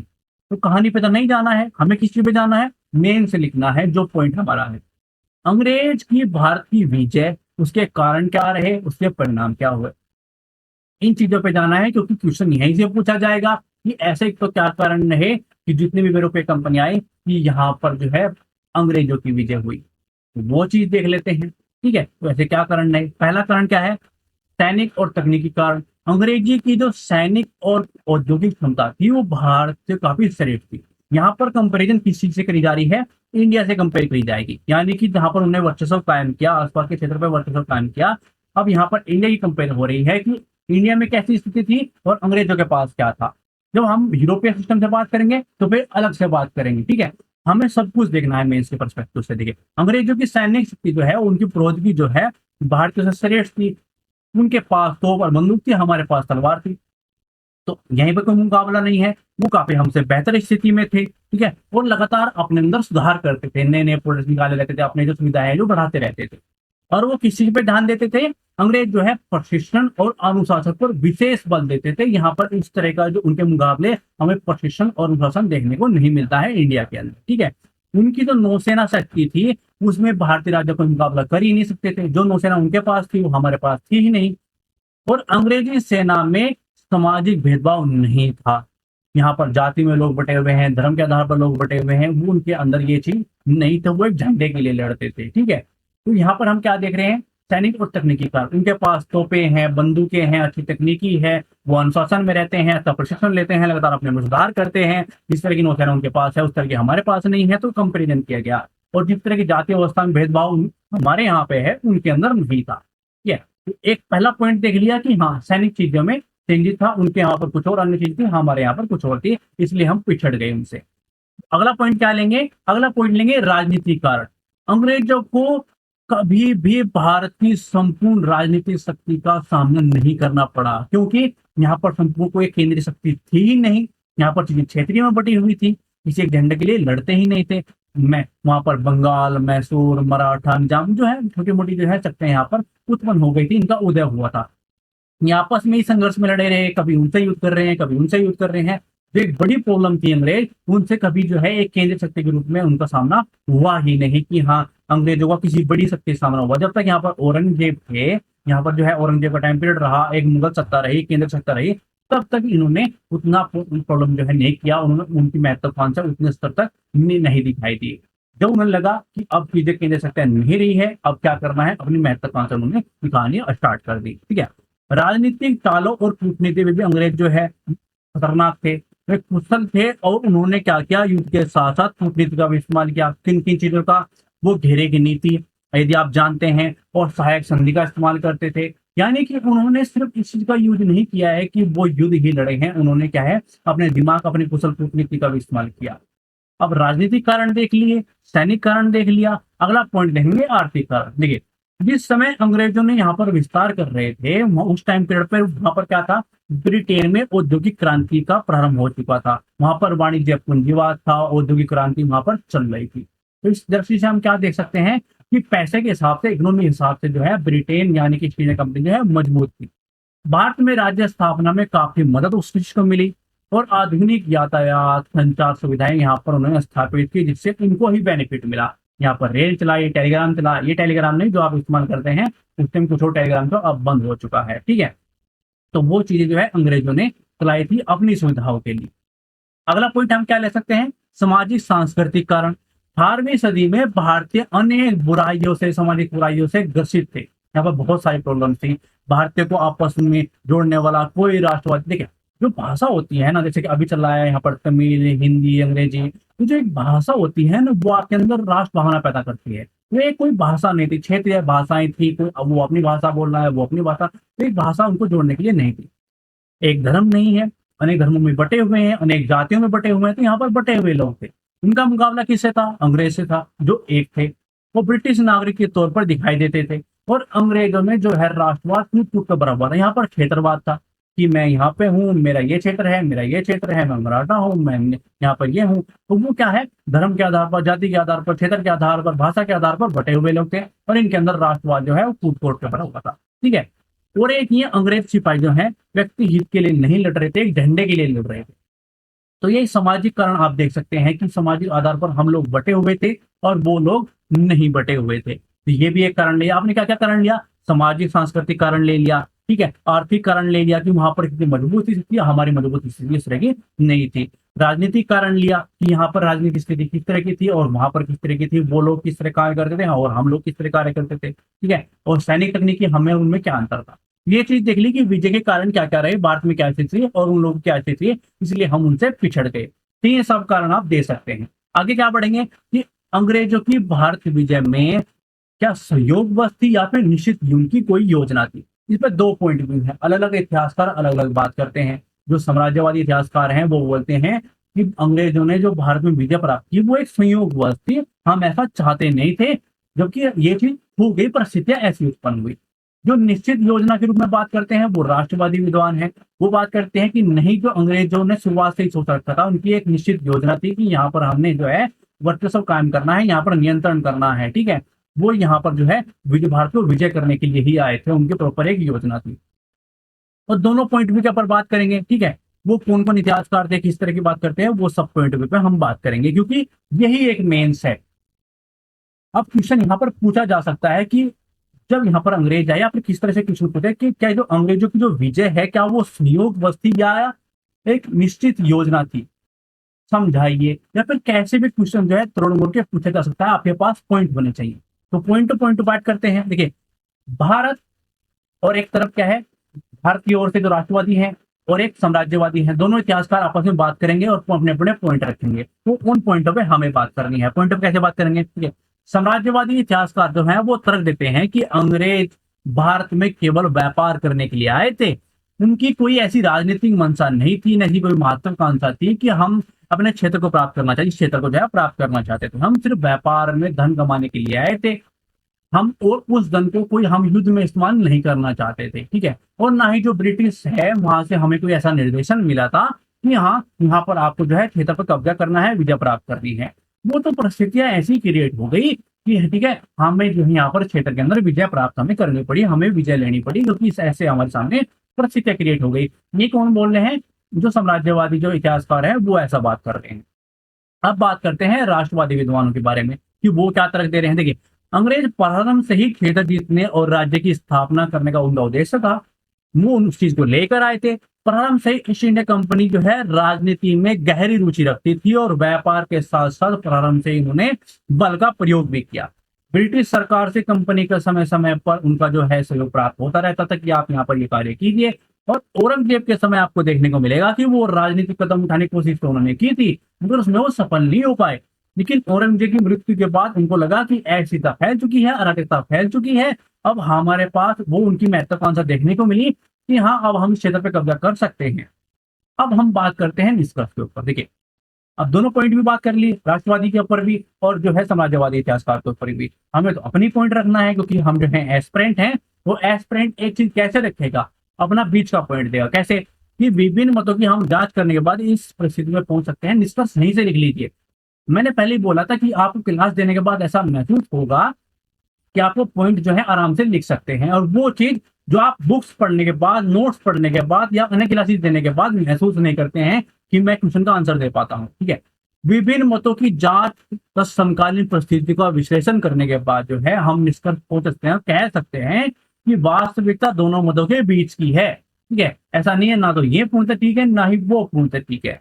प्रारंभ में कंपनी विजय आकस्मिक थी, यानी कि वो नहीं चाहते थे, लेकिन 18वीं शताब्दी के मध्य तक आते आते जो है कंपनी का दृष्टिकोण चेंज हो चुका था, उसमें बदलाव आ चुका था कि भारत में राज्य की स्थापना का विचार जो कंपनी के दिमाग में आ चुका था, और वो चाहते थे, उनको लग चुका था कि यहाँ पर व्यापार करने से अधिक जो लाभ है हमें यहाँ पर विजय प्राप्त करने से हो सकता है, इसलिए उन्होंने यहाँ पर विजय प्राप्त कर ली। पहले में ऐसा मोटिव उनका नहीं था, बाद में आते आते उनका ऐसा मोटिव हो गया जब उन्होंने देखा कि यहाँ पर अराजकता फैल चुकी है, कोई केंद्र शक्ति नहीं है, हमारे सामने कोई प्रॉब्लम नहीं है, तो हम यहाँ पर कब्जा कर सकते हैं, तो कर लो। ठीक है, तो ये पॉइंट आप यूज कर सकते हैं। ये भी एक पॉइंट था कि हाँ, क्या वो संयोग बस था या निश्चित एक योजना थी। ये चीज आपको हो सकता है कहीं पर देखने को ना मिले, वो हमारी वीडियो में देखने को आपको मिलेगी। तो यहाँ पर प्रॉपर मेंस पर्सपेक्टिव चलेगा। आगे बढ़ते हैं। देखिए, अब बात करते हैं कि 18वीं सदी में भारत की बात करते हैं और उस बात को देखते हैं। जो दो इतिहासकार मान लीजिए जो विद्वान है, बोलते हैं कि जो समाजवादी इतिहासकार हैं वो बोलते हैं कि उस टाइम पीरियड पे 18वीं सदी जो है एक अंधकार का युग थी, और राष्ट्रवादी इतिहासकार कहते हैं ऐसा कुछ नहीं था। तो ये भी एक पॉइंट है। हमने किसी से ऐसी ऐसी चीजों पर बात नहीं करनी जो एग्जाम में नहीं पूछी जाती है, हमें उन पॉइंट पे बात करना है जो क्वेश्चन पूछे जाते हैं। क्या बताइए कि 18वीं सदी जो है एक अंधकार का युग थी। अब इसको की आलोचनात्मक टिप्पणी कीजिए या कुछ भी इस तरह का क्वेश्चन क्रिएट करके पूछा जाता है, तो कहां से आंसर लिखेंगे। आपको ने कहानियां सुनी हुई है वीडियोस के अंदर, या फिर आपने बुक्स पढ़ी हुई है कहानियों के रूप में, तो वो चीज को पकड़ने के लिए आपको पॉइंट टू पॉइंट चलना पड़ेगा। तो पॉइंट टू पॉइंट चलते हैं। मैंने पहले बताया कि 16वीं 17वीं शताब्दी के अंदर क्या स्थिति थी। वहां पर एक अंपायर था जो केंद्रीय शक्ति थी, और बाद में क्या हुआ, क्षेत्रीय चीजें आ चुकी थी। तो इस आधार पर में बात करते हैं। अब बात करते हैं कि कौन कौन से पॉइंट दिए जो इतिहासकार बोलते हैं। अब जो इतिहासकार बोलते हैं उनका भी थोड़ा सा नाम लेने की जरूरत है, क्योंकि प्रमाण की आवश्यकता पड़ती है। जब आप अपनी बात रखते हैं तो प्रमाण भी रखिए। कैसे, देखिए, इतिहास का लेखन में तो इतिहासकार एक वर्ग जिसमें बोलता है, जिसमें पीजे मार्शल, सर यदुनाथ सरकार आदि जो है कहते हैं कि 18वीं सदी एक अंधकार का युग थी। तो इन लोगों का नाम आप ले सकते हैं कि ये लोग कह रहे हैं, पीजे मार्शल और लोग जो कह रहे हैं कि एक अंधकार का युग था। जबकि इतिहासकार का एक दूसरा वर्ग है जिसके अंदर कौन है, सी ए बेली, अतहर अली और सतीश चंद्र हैं। ये लोग कह रहे हैं कि ये जो अवधारणा है वो खंडन करते हैं, इस तरह की कोई चीज नहीं थी, अंधकार का युग वो नहीं था। तो दो लोग हैं, वो कुछ इतिहासकार हैं, ये कुछ इतिहासकार हैं, आपको जहां प्रमाणिक साथ बात कर दी है।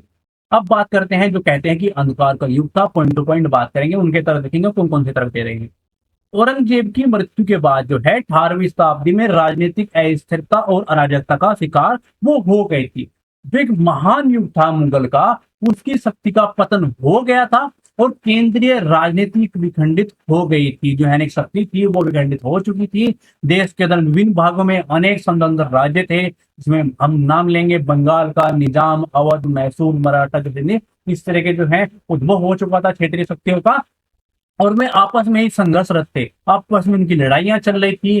पहला पॉइंट उन्होंने क्या दिया कि कोई केंद्रीय शक्ति नहीं थी, क्षेत्रीय शक्ति का उद्भव हो चुका था, उनमें अराजकता पहले भी आपस में संघर्ष कर रहे थे। दूसरा पॉइंट उन्होंने क्या दिया कि 18वीं सदी में जो है अर्थव्यवस्था का पतन हो चुका था। दूसरा पॉइंट अर्थव्यवस्था का आ रहा है कि भारतीयों में तकनीकी रूप से कमी आई, उत्पादकता में कमी आई। ठीक है, लगातार चलने वाले युद्धों के कारण जो आपस में संघर्ष कर रहे थे, उससे वहां पर गिरावट आई, और उन्हें दो नगरों का नाम मिल गया, दिल्ली का और आगरा का। ठीक है, ये पॉइंट याद रखने, दिल्ली आगरा जैसे जो नगर जो है उनका पतन हो गया था, वो सेकंड में बात कर रहे हैं।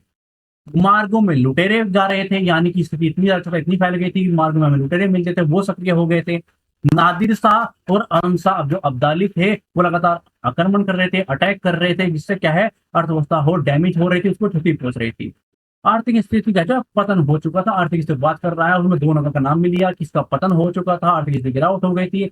नादिर शाह जो है और अब्दाली जो है लगातार अटैक कर रहे थे, इसी कारण भी अर्थव्यवस्था पर जो है असर पड़ रहा था। तो ये पॉइंट उन्होंने क्या लिया, इकोनॉमी के अंदर लिया।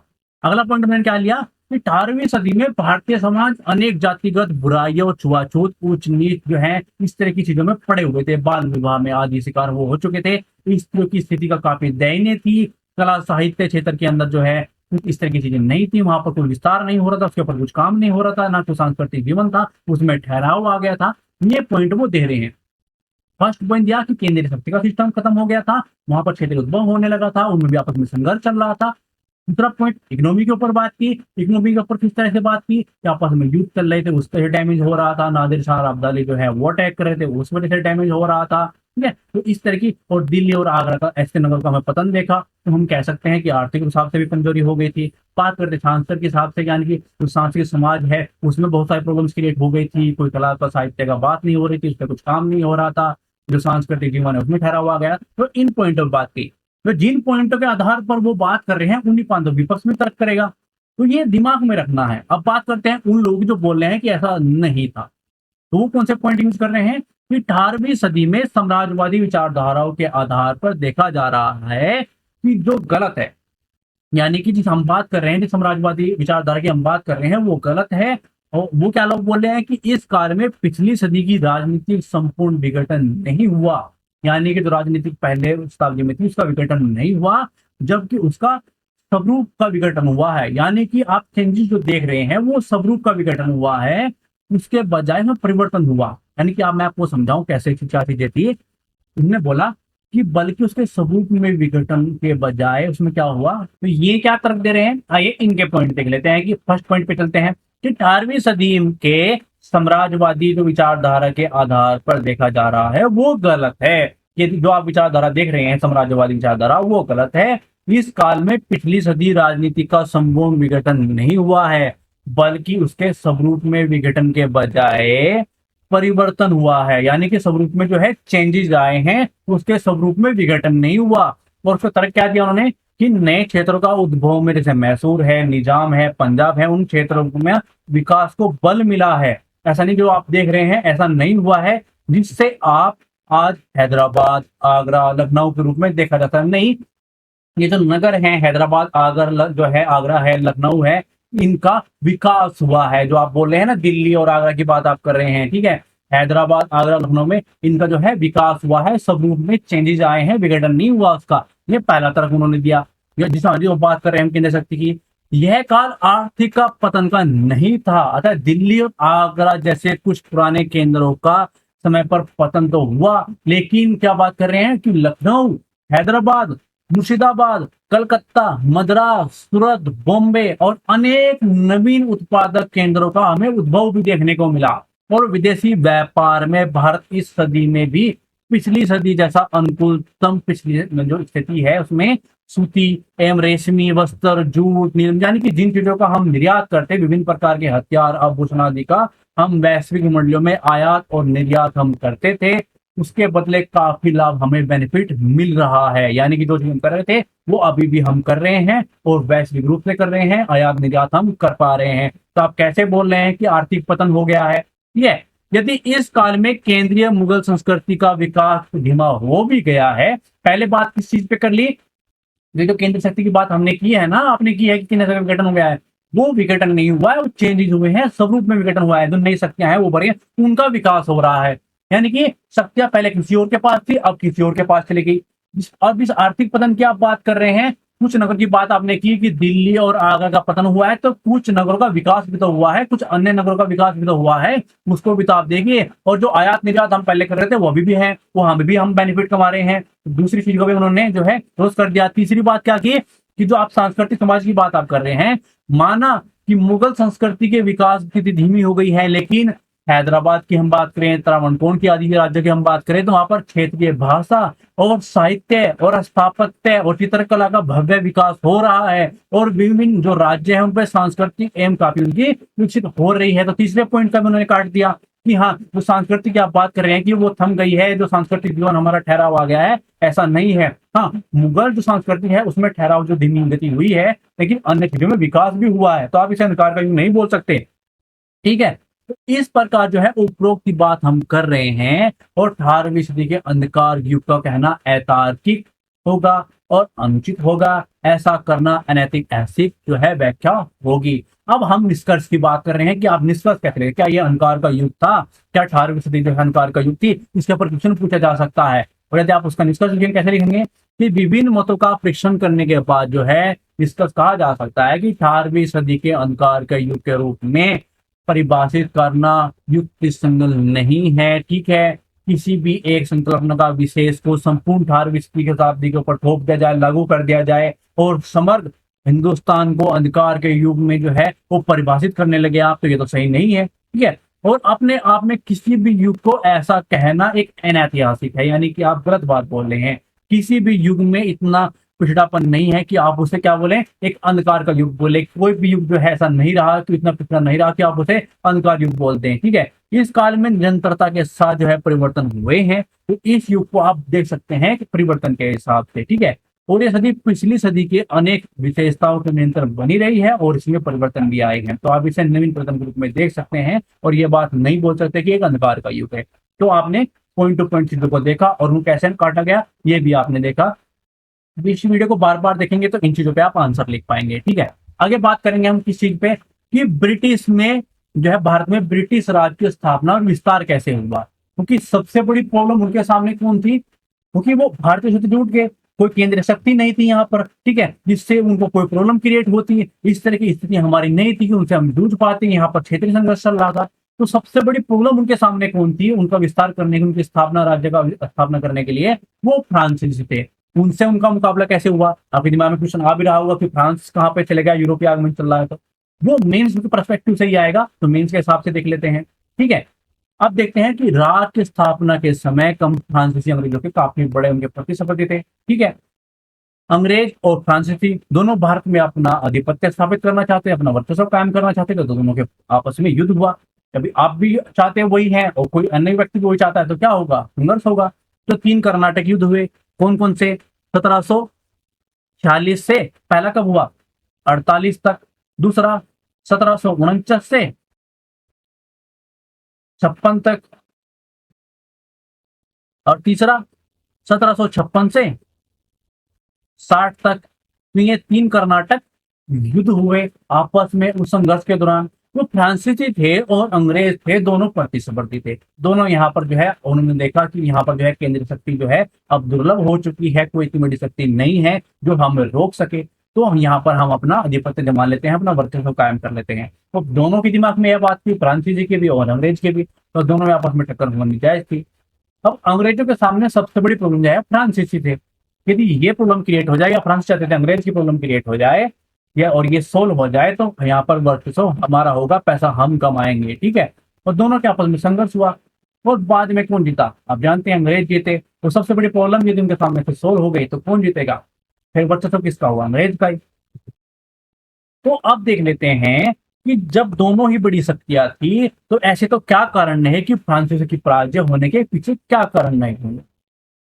अब ये जो है कहानियां सुनोगे तो मेंस नहीं लिख पाओगे, मेंस लिखा जाता है पॉइंट टू पॉइंट। तो उन्हीं पॉइंटों पर देखते हैं कि पीछे पराजय होने के कारण क्या रहे।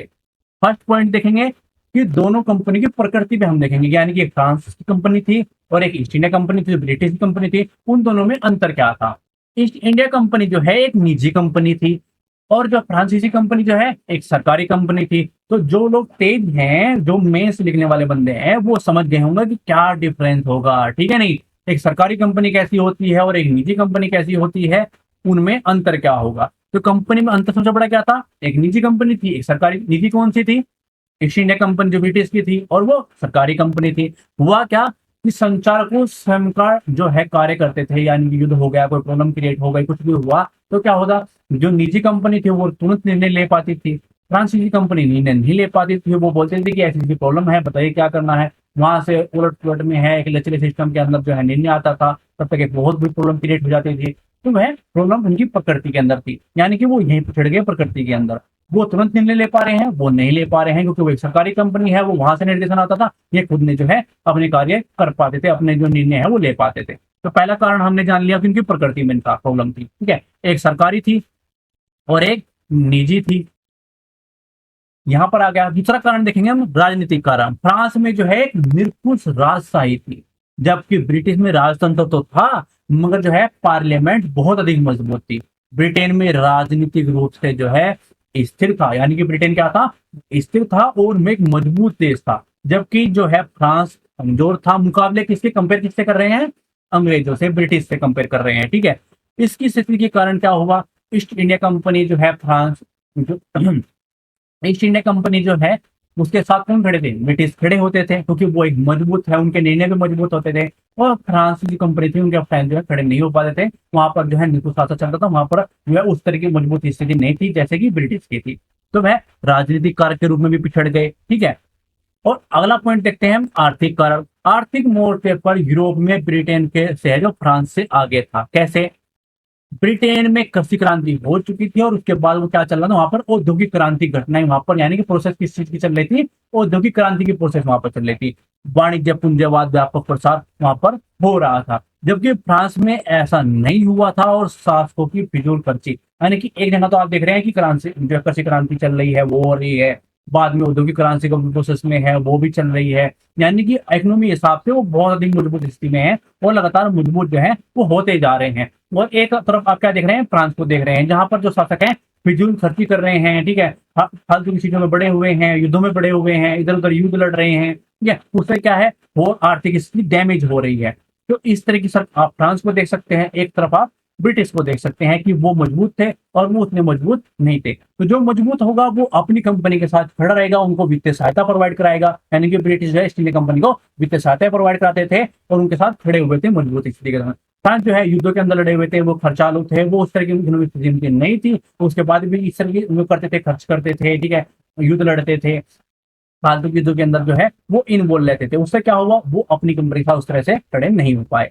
एक पॉइंट ये आप देख लीजिए, ईस्ट इंडिया कंपनी ने प्रारंभ से ही भारत में व्यापार और अधिक लाभ कमाया, यानी कि वो आते ही राजनीतिक सिस्टम के अंदर नहीं बढ़े। वो क्या किया, पहले उन्होंने खूब पैसा कमाया जब तक यहाँ पर एक केंद्र शक्ति थी, वो राजनीतिक सिस्टम में नहीं बढ़े, उन्होंने पैसा कमाया। वो आते ही क्या हुआ, फ्रांस ने क्या किया, आते ही जो है वो राजनीतिक सिस्टम में उलझना स्टार्ट कर दिया, युद्ध लड़ने स्टार्ट कर दिया, राजनीति उन्होंने मतलब उस तरह से अपने आप को इकोनॉमी स्टेबल नहीं किया जैसे अंग्रेजों ने किया।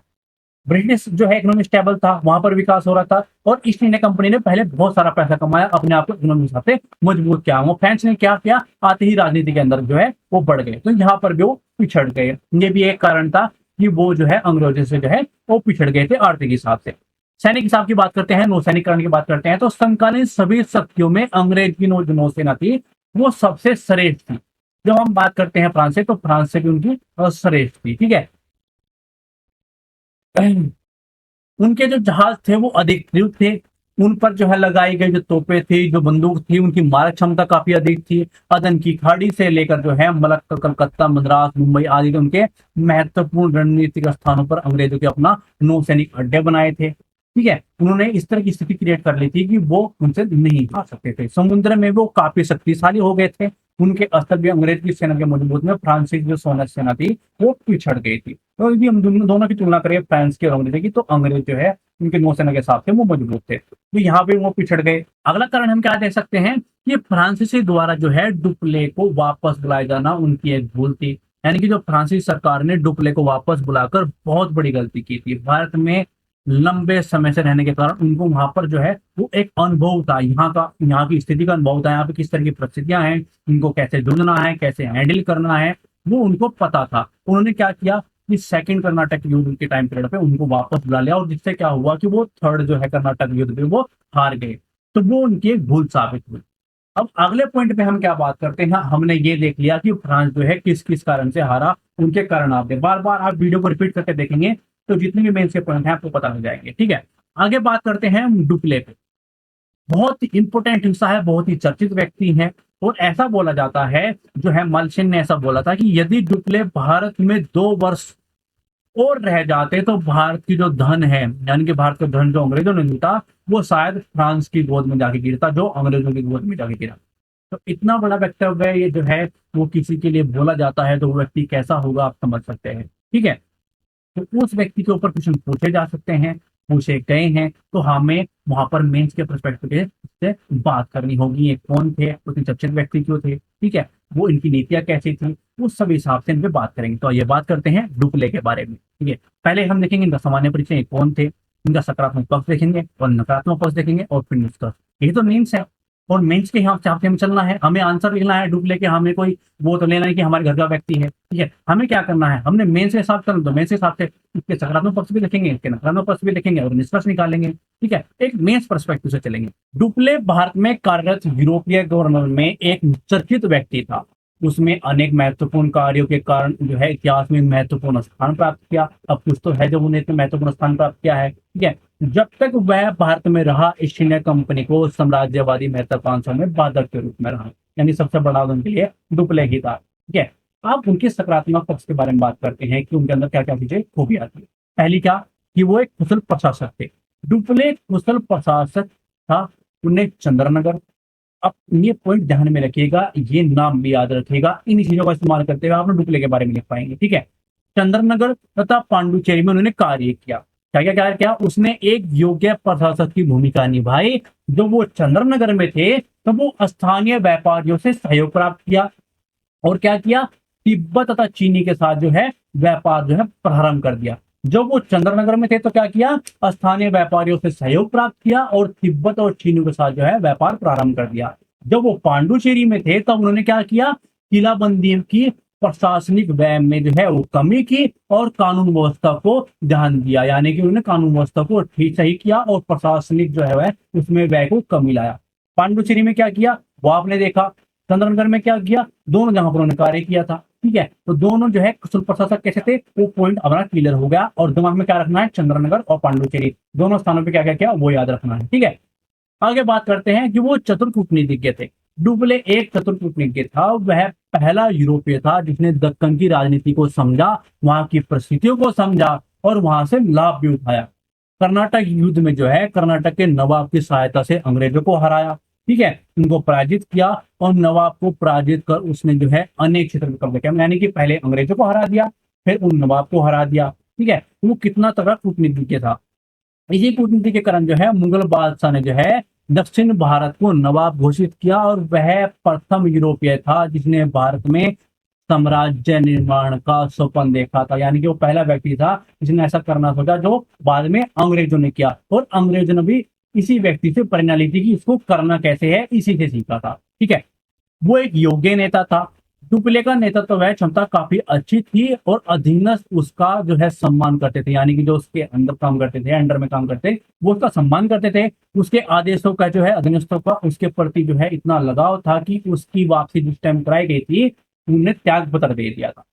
ठीक है, तो ये हमने क्या देखा, ये पॉइंट देखे उसके सकारात्मक पक्ष के। अब देखते हैं नकारात्मक पक्ष। देखिए, कई अवसरों पर उसने जो है अति महत्वाकांक्षा दिखलाई। उसके साथ क्या किया, स्थानों पर शक्तियों का प्रयोग किया और कर्नाटक व हैदराबाद दोनों जो है राज्यों में एक ही समय पर जो है हस्तक्षेप कर दिया। तो ये उसकी एक बड़ी भूल थी, जिससे क्या हुआ, शक्ति कमजोर हो गई। देखिए, शक्तियों का बंटवारा हो जाएगा, आप आपके पास बड़ी शक्ति है और आप दो जगह पर लगा देंगे तो शक्ति कमजोर होंगी। तो ये पॉइंट हो गया। अगला पॉइंट क्या हुआ कि अंग्रेजों की भांति उसने क्या किया, व्यापार और वाणिज्य के लाभ को कमाने। देखिए, अंग्रेज आए, उन्होंने पहले पैसा कमाया, उसने ऐसा नहीं किया वो आते ही राजनीतिक स्थिति में बढ़ गया। जो उसकी एक भूल थी, उन्होंने अपने आप को इकोनॉमी स्टेबल नहीं किया और वो आते ही राजनीति में बढ़ गया, तो ये उसकी एक भूल हो गई। कुछ अवसरों पर जो है डुप्ले ने कूटनीतिक भूल भी की। कैसी, वो चंदा साहब कर्नाटक में जो है लोकप्रिय व्यक्ति था। ठीक है, उसने उसको सपोर्ट किया, जबकि यदि वो जो है अनाउरुद्दीन को सपोर्ट करता, उसका समर्थन करता, तो वहां से उसको ज्यादा बेनिफिट मिलता, उसको ज्यादा अच्छा होता। डुप्ले काफी जो है वो खर्चालू व्यक्ति था और नवाबों जैसा धन खर्च करता था, यानी कि ऊपर वो नवाबों जैसा उसका रहन सहन था। इससे उसके बारे में एक गलत धारणा बन गई थी कि वह भारत में फ्रांस के हित में नहीं बल्कि वह व्यक्तिगत हित से लड़ रहा है, यानी कि जो वो करना चाह रहा है वो व्यक्तिगत हित के लिए करना चाह रहा है, फ्रांस के लिए करना चाह रहा है। आगे हम अगला सेशन लेंगे। अगले सेशन में हम जो है आपको प्रीलिम्स के हिसाब से बताएंगे। ठीक है, कि वहाँ पर क्विज की प्रैक्टिस भी कराएंगे, यानी कि जो कंसेप्ट फैक्ट और क्विज की प्रैक्टिस जो है जो जरूरी है प्रीलिम्स के हिसाब से अगला सेशन उसका आएगा। और आगे जो मेंस के हिसाब से बढ़ेंगे जो है, आप हमें कमेंट करें, क्योंकि आपके कमेंट से हमें अच्छा लगता है। जब आप बताते हैं कि आपको क्या चाहिए क्या नहीं चाहिए, ठीक है, वो आप बताएंगे हमें ये चाहिए ऐसे चाहिए, तो हमें अच्छा लगता है। अब हम आपकी सहायता कर रहे हैं, हम आपको बता रहे हैं जो आपको लाखों रुपए में नहीं मिल पा रहा है वो यहाँ पर आपको फ्री में प्रोवाइड होगा। यानी कि हम मेंस के प्रोफेक्ट से आपको पूरी मॉडर्न कवर कराएंगे, अन्य सब्जेक्ट भी कवर कराएंगे। तो यदि आप किसी ग्रुप में जुड़े हुए हैं, हम सहायता करना चाहते हैं आपकी भी और आपके साथियों की भी। कोई आप ग्रुप में जुड़े हुए हैं, किसी भी ग्रुप में आप जुड़े हुए हों, जो पढ़ाई का ग्रुप हो, वहां पर हमारी वीडियोस को शेयर कीजिए। इससे हमें भी बेनिफिट मिलेगा। मैं ये नहीं बोलता कि हमें बेनिफिट नहीं मिलेगा, मगर इससे आपको बेनिफिट है, आपके साथियों को बेनिफिट है। इससे हमें भी ये लगेगा कि जो हम कर रहे हैं वो सही उन तक पहुंच रहा है। यानी कि उन व्यक्तियों को जिनको जरूरत है इस चीज की, जो लाखों रुपए दे के या फिर यूट्यूब पे आने जगह पढ़ रहे हैं, वो चीज नहीं मिल पा रही है। वहाँ बहुत सारी वीडियो है, बहुत सारे व्यूज आप देखने को मिलेंगे, मगर ये चीज आपको वहां पर नहीं देखने को मिलेगी, क्योंकि ये एक रियल चीज है। लाखों रुपए देकर भी आपको नहीं मिल पाती कई बार, ठीक है। तो हमारे चैनल को सब्सक्राइब कर लीजिए। अगले वीडियो में देखेंगे, यहाँ से हम आगे बात करेंगे अन्य पॉइंट पे कि आगे कैसे क्या क्या चीजें बढ़ती चली गई, ठीक है। थैंक्स फॉर वॉचिंग, धन्यवाद।